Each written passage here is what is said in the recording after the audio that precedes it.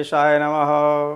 देवियों और सज्जनों, आज हम आप लोगों के सामने उपस्थित हैं एक ऐसे विषय को लेकर के जो सबके लिए, हर व्यक्ति के लिए अत्यंत महत्वपूर्ण है।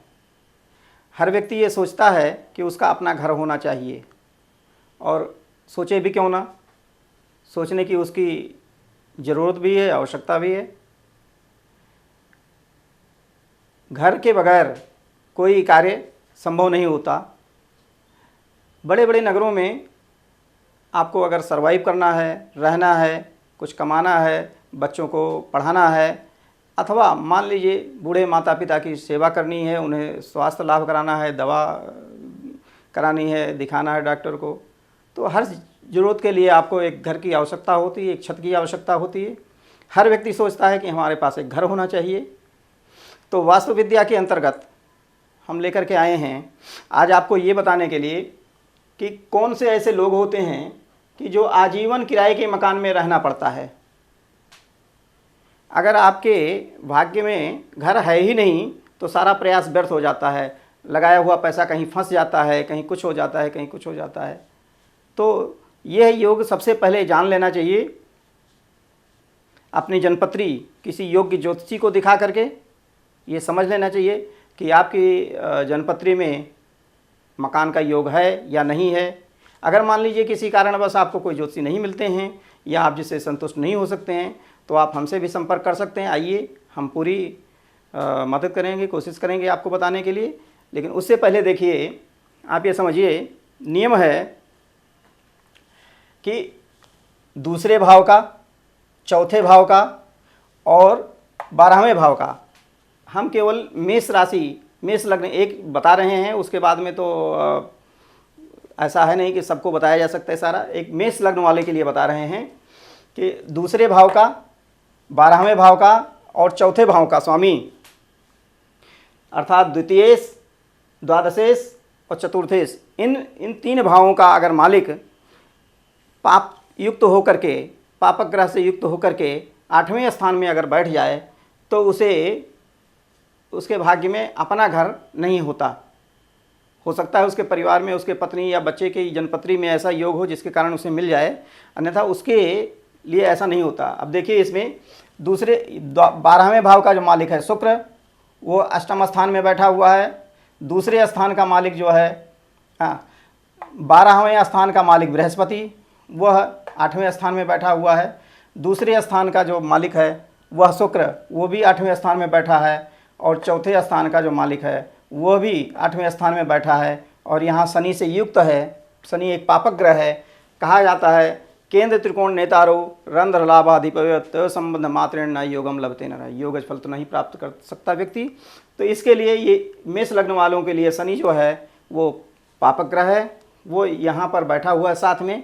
तो ये योग फलित हो रहा है। इस प्रकार के योग वाले व्यक्ति को घर का अभाव होता है, वो अपना घर नहीं बना सकता, उसको किराए के मकान में रहने का योग बनता है, उसे किराए में रहना पड़ता है।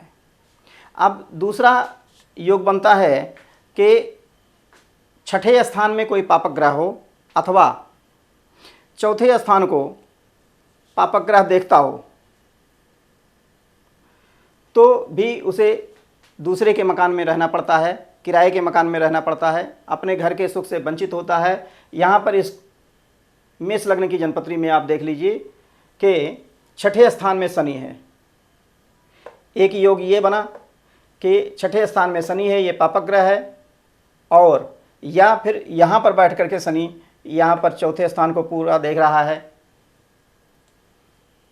तो या मान लीजिए शनि यहाँ है तो भी देख रहा है, यहाँ बैठेगा तो 1 2 3 यहाँ इसको भी देखेगा यहाँ पर, और यहाँ पर अगर बैठा हुआ है, यहाँ बैठ करके शनि भी यहाँ से देख रहा है।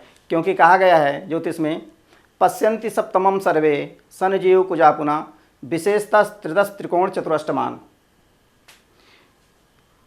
सभी ग्रह अपने स्थान से 7वें स्थान को पूर्ण दृष्टि से देखते हैं। विशेष करके शनि तीसरे और 10वें स्थान को पूर्ण दृष्टि से देखते हैं। मंगल चौथे और 8वें स्थान को पूर्ण दृष्टि से देखता है। बृहस्पति 5वें और 9वें स्थान को पूर्ण दृष्टि से देखते हैं। तो इस प्रकार से यह इसमें दूसरा योग लागू होता है। इस दूसरे नियम के अनुसार जो दूसरा योग है, इसके अनुसार भी जनपत्री के अनुसार इस प्रकार के ग्रह योग वाले व्यक्ति को दूसरे के घर में या किराए के मकान में रहने का योग पाया जाता है। अब दूसरी बात है, देखते हैं कि चतुर्थेश अगर द्वादश भाव में हो, चतुर्थेश अगर द्वादश भाव में हो, तो यहाँ चंद्रमा चतुर्थेश यहाँ पर जो है द्वादश भाव में चला गया तो भी परगृहवास का योग बनता है, दूसरे के घर में किराए पर रहने का योग बनता है, अपने घर का सुख उसे नहीं प्राप्त हो सकता। एक योग।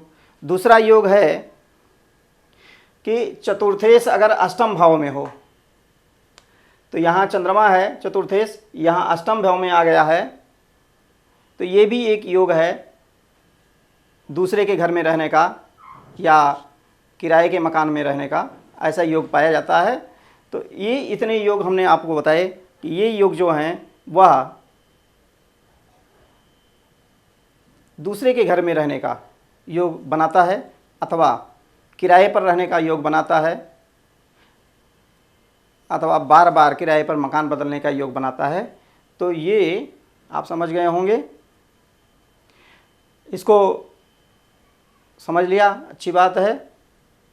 आप समझ करके कार्य करें। धन्यवाद।